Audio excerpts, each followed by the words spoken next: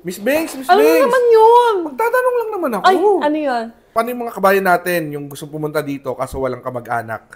Yung mga kababayan natin sa Pilipinas na gusto pumunta dito sa Dubai, walang kamag-anak. Yes, correct. Kung gusto talaga nilang direct na pumunta dito, kailangan nila maging business owner. So, yung mga business owner, pwede mag-direct dito. Kung hindi siya business owner, kailangan meron siyang trabaho sa Pilipinas. O kaya naman kung hindi siya business owner, kung wala rin siyang trabaho sa Pilipinas, dapat ano siya, traveler.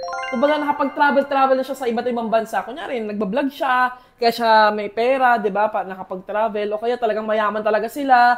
Yun, yung mga ganon. Paano yung wala talagang sa tatlo na yun? Wala.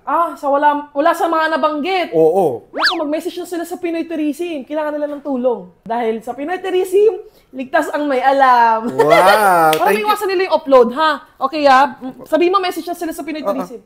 Thank you, Miss Banks. Bye.